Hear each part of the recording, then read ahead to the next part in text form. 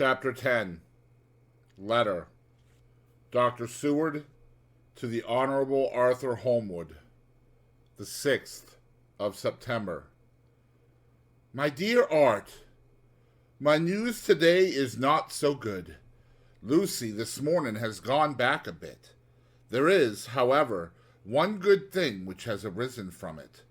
Mrs. Westenra was naturally anxious concerning Lucy, and has consulted me professionally about her.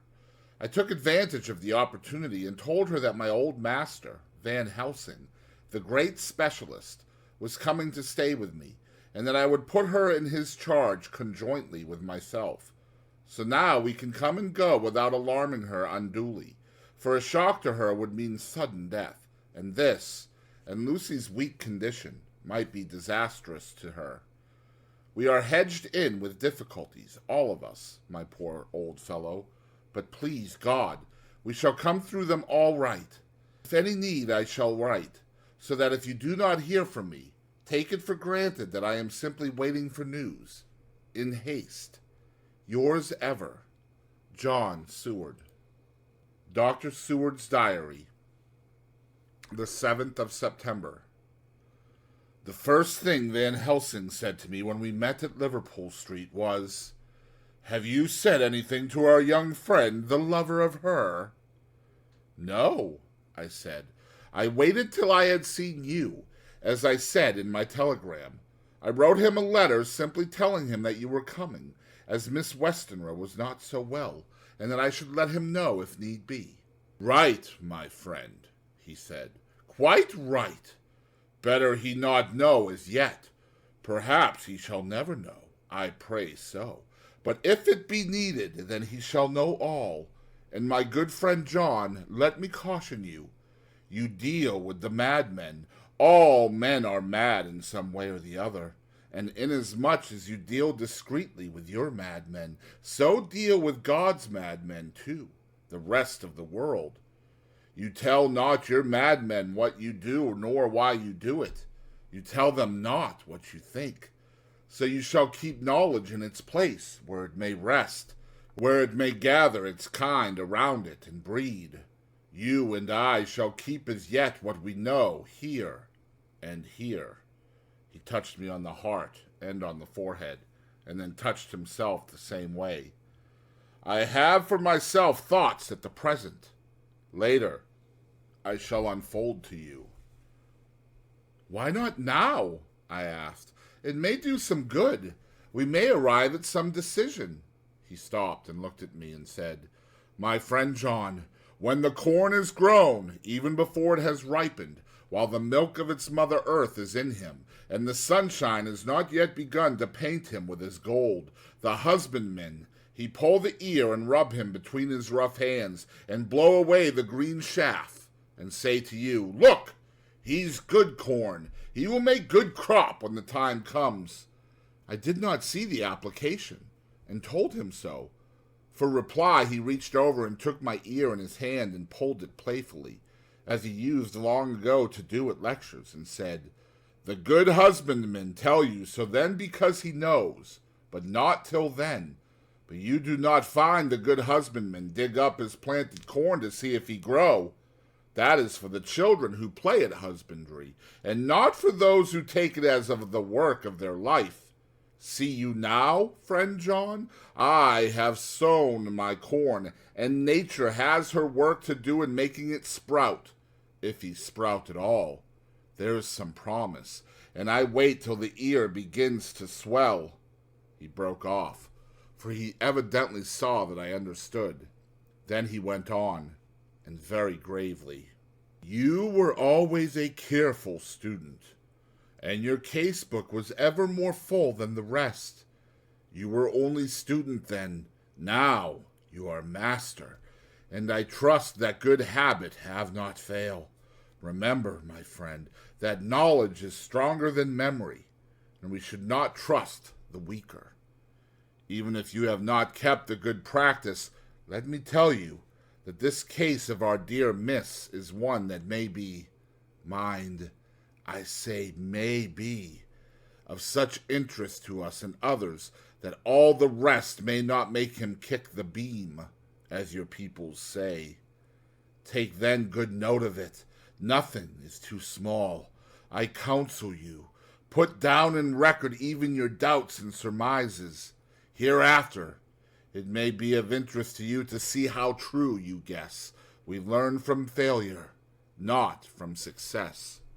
When I described Lucy's symptoms, the same as before, but infinitely more marked, he looked very grave, but said nothing.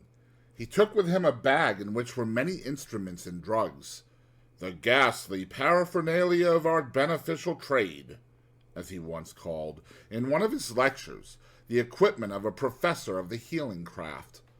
When we were shown in, Mrs. Westenra met us. She was alarmed, but not nearly so much as I expected to find her. Nature, in one of her beneficent moods, has ordained that even death has some antidote to its own terrors. Here, in a case where any shock may prove fatal, matters are so ordered that, from some cause or other, the thing's not personal. Even the terrible change in her daughter, to whom she is so attached, do not seem to reach her. It is something like the way Dame Nature gathers round a foreign body an envelope of some insensitive tissue which can protect from evil that which it would otherwise harm by contact. If this be an ordered selfishness, then we should pause before we condemn anyone for the vice of egoism, for there may be deeper root for its causes than we have knowledge of. I used my knowledge of this phase of spiritual pathology and laid down a rule that she should not be present with Lucy or think of her illness more than was absolutely required. She assented readily, so readily that I saw again the hand of nature fighting for life. Van Helsing and I were shown up to Lucy's room. If I was shocked when I saw her yesterday, I was horrified when I saw her today. She was ghastly, chalkily pale. The red seemed to have gone even from her lips and gums, and the bones of her face stood out prominently. Her breathing was painful to see or hear. Van Helsing's face grew set as marble, and his eyebrows converged till they almost touched over his nose. Lucy lay motionless, did not seem to have strength to speak, so for a while we were all silent. Then Van Helsing beckoned to me, and we went gently out of the room. The instant we had closed the door, he stepped quickly along the passage to the next door, which was open. Then he pulled me quickly in with him and closed the door. "My God," he said, "this is dreadful. There is no time to be lost. She will die for sheer want of blood to keep the heart's action as it should be. There must be transfusion of blood at once. Is it you or me?"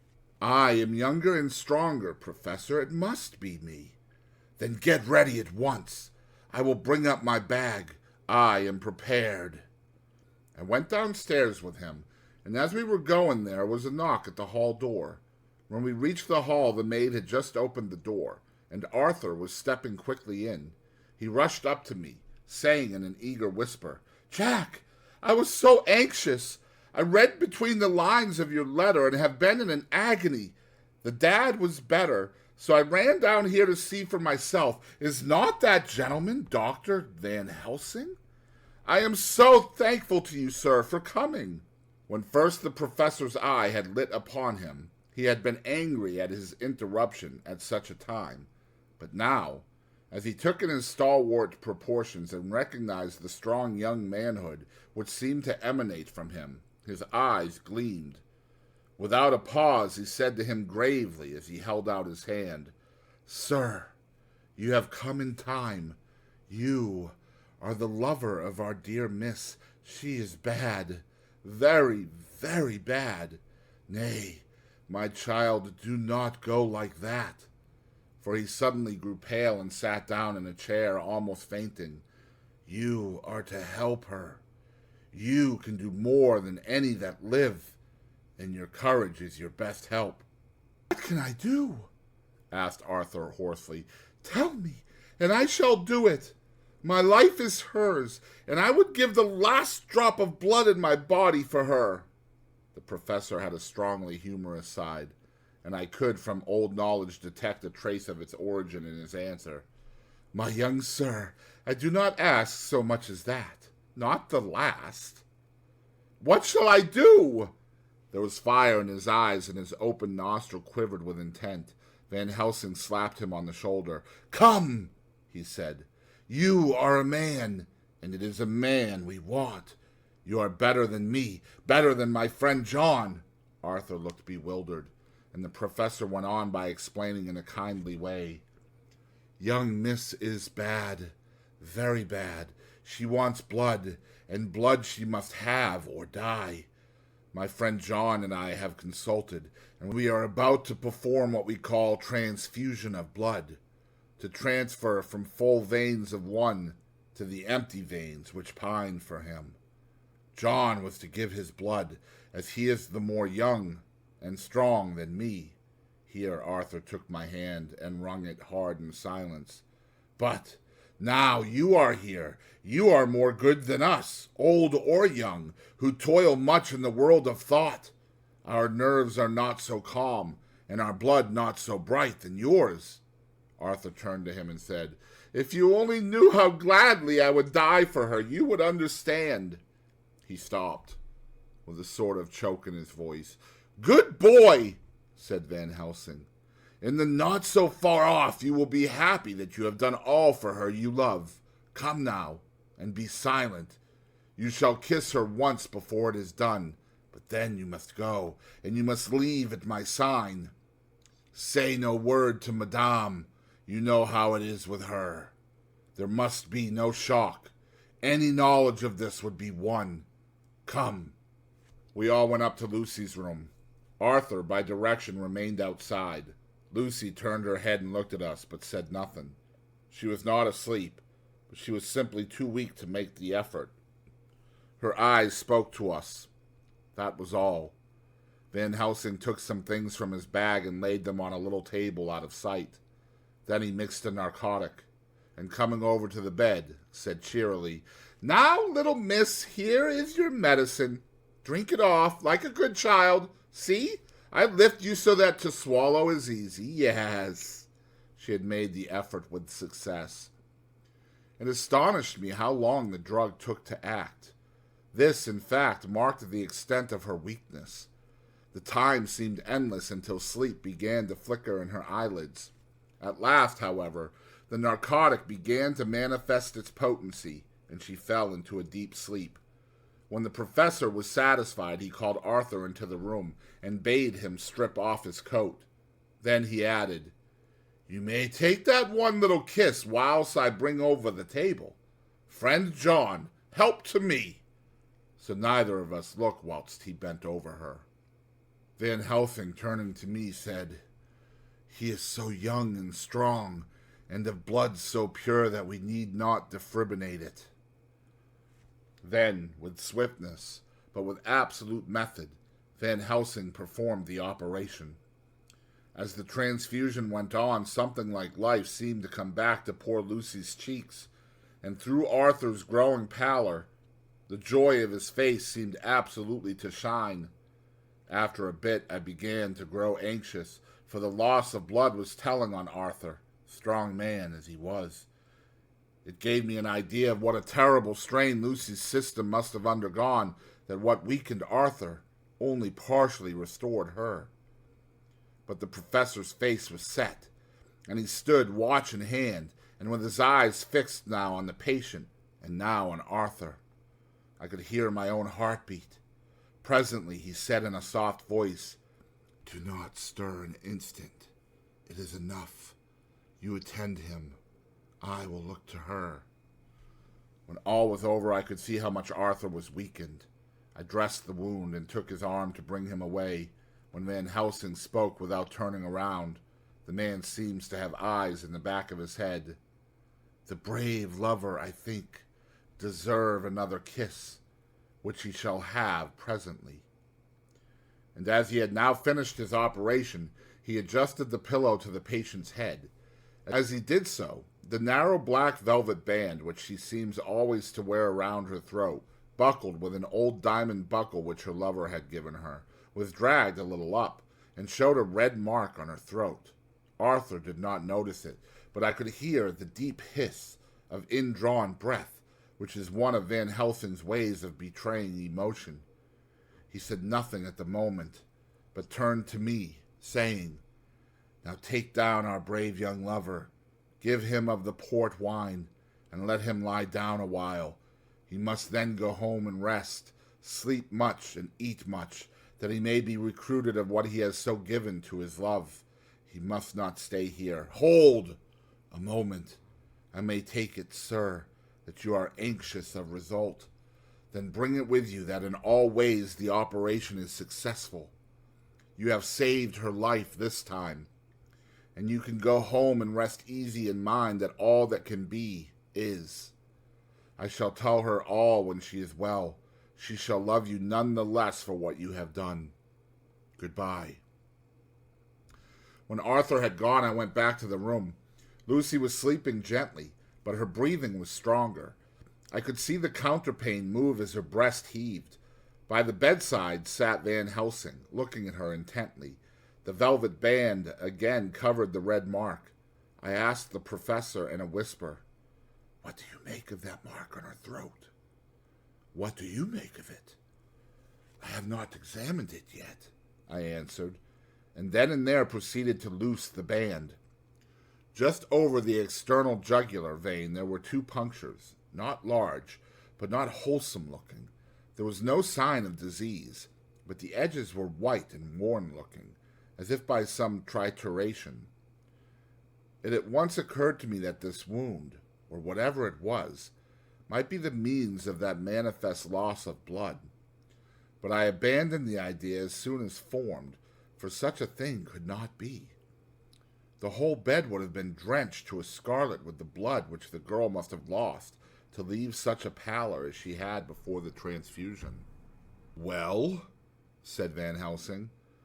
"Well," said I can make nothing of it." The professor stood up. "I must go back to Amsterdam tonight," he said. "There are books and things there which I want. You must remain here all the night, and you must not let your sight pass from her." "Shall I have a nurse?" I asked. "We are the best nurses, you and I. You keep watch all night. See that she is well fed, and that nothing disturbs her. You must not sleep all the night. Later on we can sleep, you and I. I shall be back as soon as possible, and then we may begin." "May begin?" I said. "What on earth do you mean?" "We shall see," he answered as he hurried out. He came back a moment later and put his head inside the door, and said with one warning finger held up, "Remember, she is your charge. If you leave her, and harm befall, you shall not sleep easy hereafter." Dr. Seward's Diary continued. The 8th of September. I sat up all night with Lucy. The opiate worked itself off towards dusk, and she walked naturally. She looked a different being from what she had been before the operation. Her spirits even were good, and she was full of a happy vivacity, but I could see evidences of the absolute prostration which she had undergone. When I told Mrs. Westenra that Dr. Van Helsing had directed that I should sit up with her, she almost pooh-poohed the idea, pointing out her daughter's renewed strength and excellent spirits. I was firm, however, and made preparations for my long vigil. When her maid had prepared her for the night, I came in, having in the meantime had supper, and took a seat by the bedside. She did not in any way make objection, but looked at me gratefully whenever I caught her eye. After a long spell she seemed sinking off to sleep, but with an effort seemed to pull herself together and shook it off. This was repeated several times with greater effort and with shorter pauses as the time moved on. It was apparent that she did not want to sleep, so I tackled the subject at once. "You do not want to go to sleep?" "No, I am afraid." "Afraid to go to sleep? Why so? It is the boon we all crave for." "Ah, not if you were like me. If sleep was to you a presage of horror. A presage of horror? What on earth do you mean? I don't know. Oh, I don't know. And that is what is so terrible. All this weakness comes to me in sleep, until I dread the very thought. But my dear girl, you may sleep tonight. I am here watching you, and I can promise that nothing will happen. Ah, I can trust you. I seized the opportunity and said, I promise you that if I see any evidence of bad dreams, I will wake you at once. Will? Oh, will you really? How good you are to me. Then I will sleep. And almost at the word, she gave a deep sigh of relief and sank back asleep. All night long I watched by her. She never stirred, but slept on in a deep, tranquil, life-giving, health-giving sleep. Her lips were slightly parted, and her breast rose and fell with the regularity of a pendulum. There was a smile on her face, and it was evident that no bad dreams had come to disturb her peace of mind. The early morning her maid came, and I left her in her care and took myself back home, for I was anxious about many things. I sent a short wire to Van Helsing and to Arthur, telling them of the excellent result of my operation. My own work, with its manifold arrears, took me all day to clear off. It was dark when I was able to inquire about my zoophagous patient. The report was good. He had been quite quiet for the past day and night. A telegram came from Van Helsing at Amsterdam whilst I was at dinner, suggesting that I should be at Hillingham tonight, as it might be well to be at hand, and stating that he was leaving by the night mail and would join me early in the morning. The 9th of September. I was pretty tired and worn out when I got to Hillingham. For 2 nights I had hardly had a wink of sleep, and my brain was beginning to feel that numbness which marks cerebral exhaustion. Lucy was up and in cheerful spirits. When she shook hands with me, she looked sharply in my face and said, No sitting up tonight for you. You are worn out. I am quite well again. Indeed, I am. And if there is to be any sitting up, it is I who will sit up with you. I would not argue the point, but went and had my supper. Lucy came with me, and enlivened by her charming presence, I made an excellent meal, and had a couple of glasses of the more than excellent port. And Lucy took me upstairs, and showed me a room next her own, where a cozy fire was burning. Now, she said, you must stay here. I shall leave this door open, and my door too. You can lie on the sofa, for I know that nothing would induce any of you doctors to go to bed whilst there is a patient above the horizon. If I want anything, I shall call out, and you can come to me at once. I could not but acquiesce, for I was dog-tired, and could not have sat up had I tried. So on her renewing her promise to call me if she should want anything, I lay on the sofa and forgot all about everything. Lucy Westenra's Diary, the 9th of September. I feel so happy tonight. I have been so miserably weak that to be able to think and move about is like feeling sunshine after a long spell of east wind out of a steel sky. Somehow Arthur feels very, very close to me. I seem to feel his presence warm about me. I suppose it is that sickness and weakness are selfish things, and turn our inner eyes in sympathy on ourselves, whilst health and strength give love rein, and in thought and feeling he can wander where he wills. I know where my thoughts are.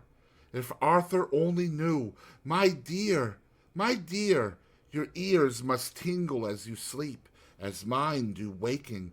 Oh, the blissful rest of last night! How I slept! That dear, good Dr. Seward watching me. And tonight I shall not fear to sleep, since he is close at hand and within call. Thank everybody for being so good to me. Thank God. Good night, Arthur. Dr. Seward's Diary, the 10th of September. I was conscious of the professor's hand on my head and started awake all in a second. That is one of the things that we learn in an asylum, at any rate. And how is our patient? Well, when I left her, or rather, when she left me, I answered. Come, let us see, he said, and together we went into the room. The blind was down, and I went over to raise it gently, whilst Van Helsing stepped, with his soft, cat-like tread, over to the bed. As I raised the blind and the morning sunlight flooded the room, I heard the professor's low hiss of inspiration, and knowing its rarity, a deadly fear shot through my heart. As I passed over, he moved back, and his exclamation of horror, Gott in Himmel, needed no enforcement from his agonized face. He raised his hand and pointed to the bed, and his iron face was drawn and ashen white. I felt my knees begin to tremble. There on the bed, seemingly in a swoon, lay poor Lucy, more horribly white and wan-looking than ever. Even the lips were white, and the gums seemed to have shrunken back from the teeth, as we sometimes see in a corpse after a prolonged illness. Van Helsing raised his foot to stamp in anger, but the instinct of his life and all the long years of habit stood to him, and he put it down again softly. Quick, he said, bring the brandy. I flew to the dining room and returned with the decanter. He wetted the poor white lips with it, and together we rubbed palm and wrist and heart. He felt her heart, and after a few moments of agonizing suspense said, It is not too late. It beats, though but feebly. All our work is undone. We must begin again. There is no young Arthur here now. I have to call on you yourself this time, friend John. As he spoke, he was dipping into his bag and producing the instruments for transfusion. I had taken off my coat and rolled up my shirt sleeve. There was no possibility of an opiate just at present, and no need of one, and so, without a moment's delay, we began the operation. After a time, it did not seem a short time either, for the draining away of one's blood, no matter how willingly it be given, is a terrible feeling. Van Helsing held up a warning finger. Do not stir, he said. But I fear that with growing strength she may wake, and that would make danger, oh, so much danger. But I shall precaution take. I shall give hypodermic injection of morphia. He proceeded then, swiftly and deftly, to carry out his intent. The effect on Lucy was not bad, for the faint seemed to merge subtly into the narcotic sleep. It was, with a feeling of personal pride, that I could see a faint tinge of color steal back into the pallid cheeks and lips. No man knows, till he experiences it, what it is to feel his own lifeblood drawn away into the veins of the woman he loves. The professor watched me critically. That will do, he said. Already? I remonstrated.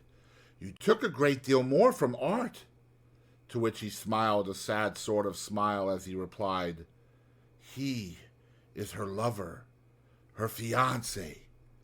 You have work, much work to do for her and for others, and the present will suffice. When we stopped the operation, he attended to Lucy, whilst I applied digital pressure to my own incision. I laid down, whilst I waited his leisure to attend to me, for I felt faint and a little sick. By and by he bound up my wound and sent me downstairs to get a glass of wine for myself. As I was leaving the room he came after me and half whispered, Mind, nothing must be said of this. If our young lover should turn up unexpected, as before, no word to him. It would at once frighten him and enjealous him too. There must be none. So. When I came back, he looked at me carefully and then said, You are not much the worse. Go into the room and lie on the sofa and rest a while. Then have much breakfast and come here to me. Followed out his orders, for I knew how right and wise they were. I had done my part, and now my next duty was to keep up my strength. I felt very weak, and in the weakness lost something of the amazement at what had occurred. I fell asleep on the sofa, however, wondering over and over again how Lucy had made such a retrograde movement, and how she could have been drained of so much blood with no sign anywhere to show for it.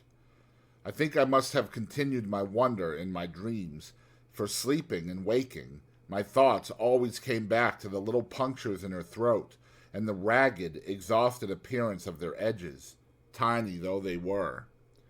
Lucy slept well into the day, and when she woke she was fairly well and strong, though not nearly so much so as the day before. When Van Helsing had seen her, he went out for a walk, leaving me in charge with strict injunctions that I was not to leave her for a moment. I could hear his voice in the hall, asking the way to the nearest telegraph office.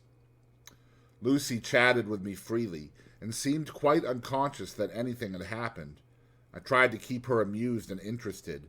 When her mother came up to see her, she did not seem to notice any change whatever, but said to me gratefully, "We owe you so much, Dr. Seward, for all you have done, but you really must now take care not to overwork yourself. You are looking pale yourself.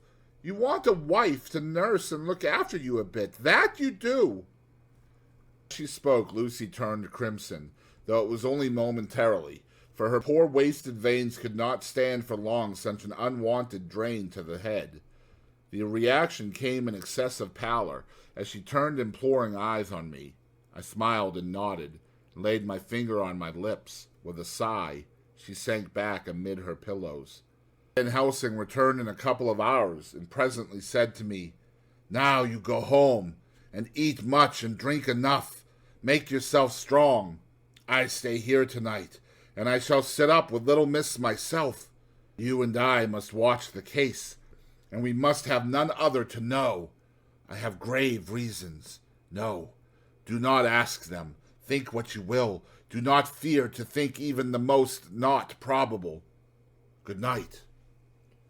In the hall, 2 of the maids came to me and asked if they or either of them might not sit up with Miss Lucy. They implored me to let them, and when I said it was Dr. Van Helsing's wish that either he or I should sit up, they asked me quite piteously to intercede with the foreign gentleman. I was much touched by their kindness. Perhaps it is because I am weak at present, and perhaps because it was on Lucy's account that their devotion was manifested, for over and over again have I seen similar instances of woman's kindness. I got back here in time for a late dinner, went my rounds, all well, and set this down whilst waiting for sleep. It is coming. 11th of September. This afternoon I went over to Hillingham, found Van Helsing in excellent spirits, and Lucy much better. Shortly after I had arrived, a big parcel from abroad came for the professor. He opened it with much impressment, assumed, of course, and showed a great bundle of white flowers. "These are for you, Miss Lucy," he said. "Me? Oh, Dr. Van Helsing." "Yes, my dear, but not for you to play with. These are medicines." Here Lucy made a wry face. "Nay, but they are not to take in a decoction or a nauseous form, so ye need not snub that so charming nose, or I shall point out to my friend Arthur what woes he may have to endure in seeing so much beauty that he so loves so much distort. Aha! My pretty miss, that bring the so nice nose all straight again. This is medicinal, but you do not know how. I put him in your window, I make pretty wreath, and hang him round your neck, so that you sleep well. Oh, yes, they, like the lotus flower, make your trouble forgotten. It smells so like the waters of Lethe, and of that fountain of youth that the conquistadors sought for in the Floridas, and find him all too late." Whilst he was speaking, Lucy had been examining the flowers and smelling them.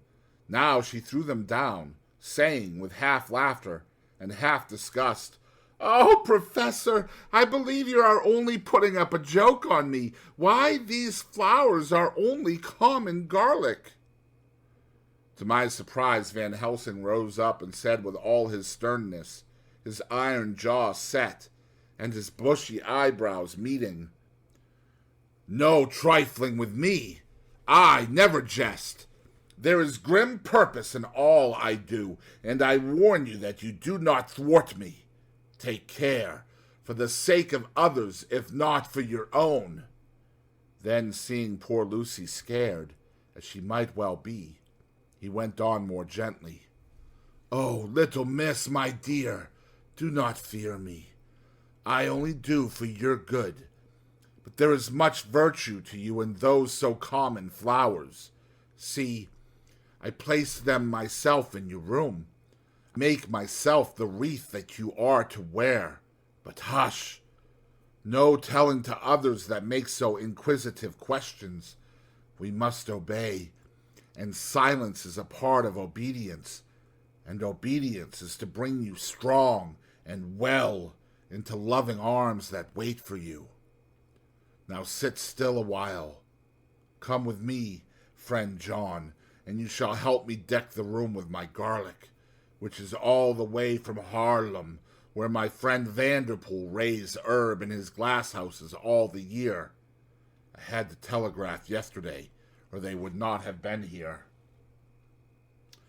We went into the room, taking the flowers with us. The professor's actions were certainly odd, and not to be found in any pharmacopoeia that I have ever heard of. First, he fastened up the windows and latched them securely.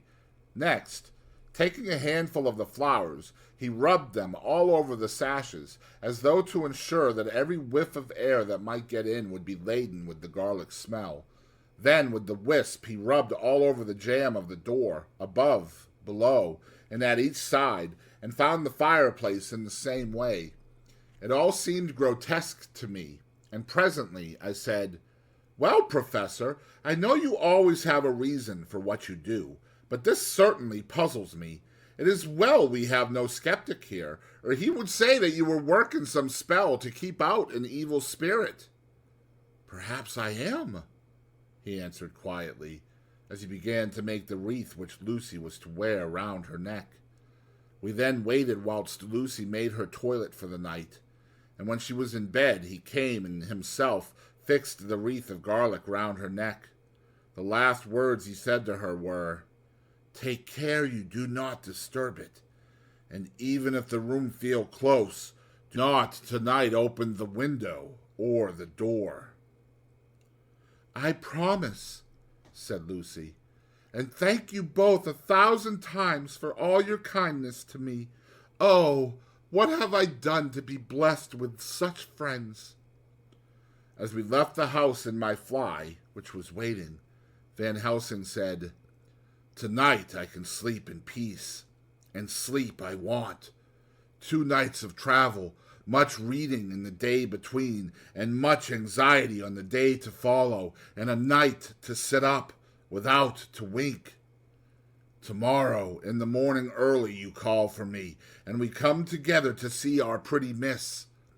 So much more strong for my spell which I have work. Ho, ho."